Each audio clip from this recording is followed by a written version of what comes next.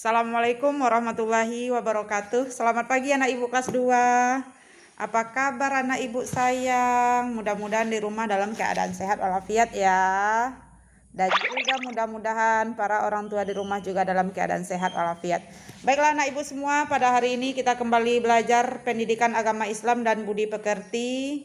Sebelum kita mulai pelajaran kita, terlebih dahulu ibu ingatkan kepada kita semua bahwasanya jangan lupa untuk mengikuti protokol kesehatan. Setiap keluar rumah jangan lupa gunakan masker. Ibu juga setiap hari pakai masker. Jangan lupa jaga jarak, cuci tangan, dan jauhi keramaian. Mudah-mudahan kita semua berada dalam lindungan Allah Subhanahu wa taala. Amin.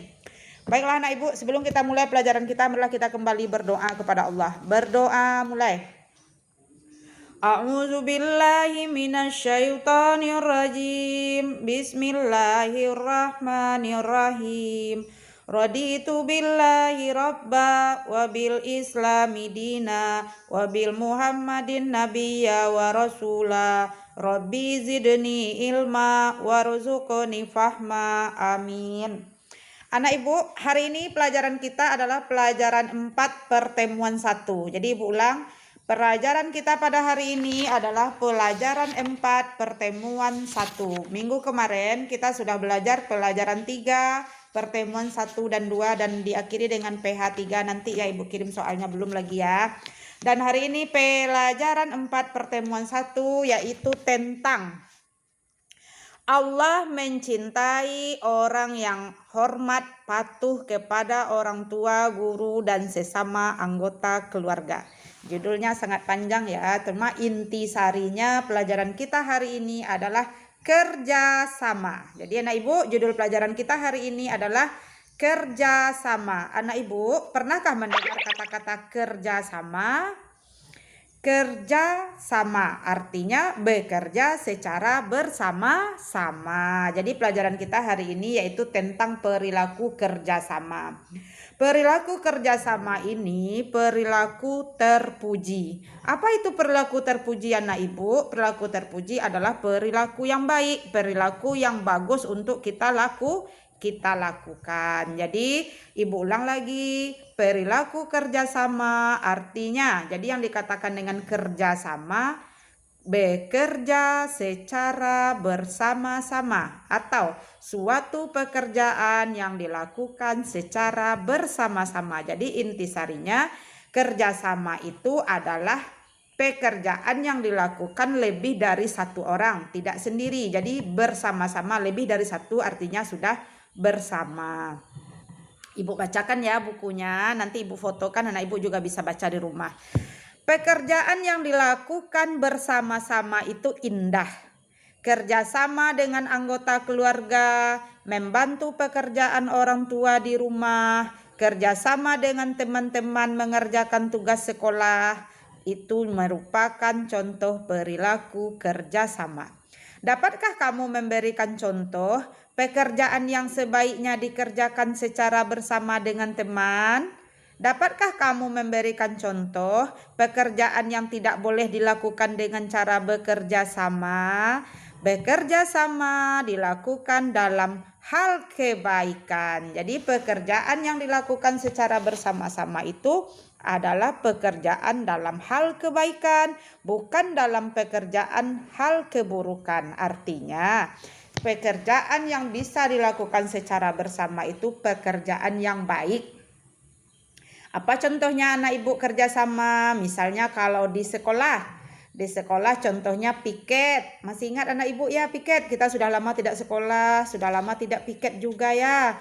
Piket di kelas nanti dibagi oleh bapak atau ibu gurunya. Hari Senin ini siapa yang piket kerjasama? Ada yang menyapu, ada yang ngepel, ada yang bersihkan kaca, ada yang menghapus papan tulis, ada yang tukang buang sampah, ada yang memungut sampah di taman bunga. Itu semua dilakukan secara bekerja sama. Apa untungnya kalau kita kerjakan secara bekerja sama? Pekerjaan yang berat akan terasa ringan. Kalau pekerjaannya sendiri kita lakukan di kelas piket, kita akan merasa berat. kita akan merasa susah. Karena apa? Menyapu kita, ngepel kita, bersihin kaca kita, buang sampah kita pasti akan merasa kesal atau merasa dongkol dalam hatinya. Tetapi karena dilakukan secara bersama-sama, kita juga merasa senang karena pekerjaannya dibagi secara bersama. Jadi pekerjaan yang dilakukan dengan bekerja sama, yang berat akan terasa ringan, yang sulit akan terasa mudah. Nah, seperti itulah kalau kita melakukan pekerjaan secara bersama-sama. Itu contohnya di sekolah. Apalagi contohnya yang lain di rumah, bekerja sama dengan anggota keluarga. Siapa anggota keluarga? Ada mama, ada papa, ada abang, ada kakak, ada adik. Apa kerjasamanya? Membersihkan rumah, misalnya membersihkan kamar, merapikan tempat tidur, atau bergotong royong hari Minggu, mencabut rumput, menyiram bunga, membersihkan pot bunga, membersihkan kaca rumah. Semua pekerjaan dilakukan dengan bekerja sama. Jadi dengan bekerja sama maka pekerjaan yang berat akan terasa ringan, pekerjaan yang sulit akan terasa mudah, pekerjaan akan terasa gampang dilakukan jika kita lakukan secara bersama-sama. Apalagi contohnya selain dari di rumah, selain di sekolah, juga bisa saja contohnya kerjasama dalam lingkungan masyarakat. Contohnya gotong royong RT atau satu kelurahan atau satu RW bekerja secara bersama membersihkan sungai misalnya, membuang sampah yang berserakan di lingkungan RT atau RW, itu bisa dilakukan secara bekerja sama.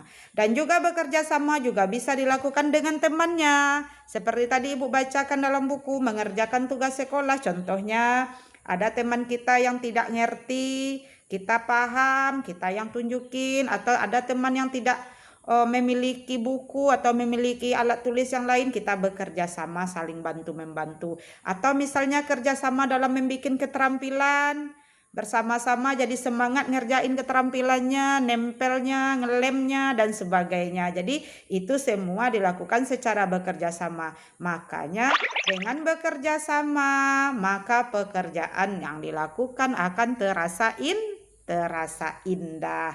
Jadi ingat ya nak, pekerjaan yang dilakukan secara bersama adalah pekerjaan dalam hal kebaikan. Tidak boleh bekerja sama dalam hal keburukan. Apa contohnya? Kerjasama mencuri misalnya tidak boleh. Kerjasama dalam hal mencontek misalnya tidak boleh. Yang dianjurkan adalah kerjasama dalam hal kebaikan.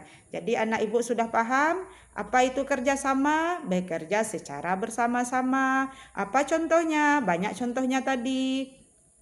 Apa manfaatnya jika bekerja sama? Pekerjaan yang berat terasa ringan, pekerjaan yang sulit akan terasa mudah.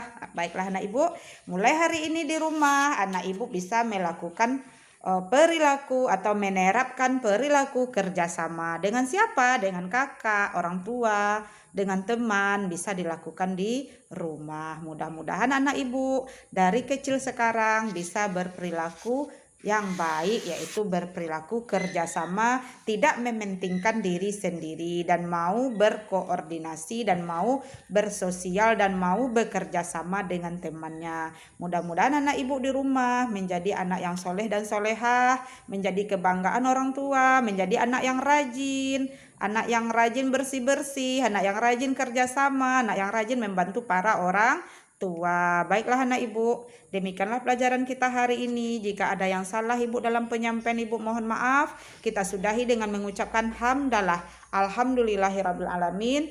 Semudah-mudahan anak ibu dan para orang tua di rumah dalam keadaan sehat. Assalamualaikum warahmatullahi wabarakatuh.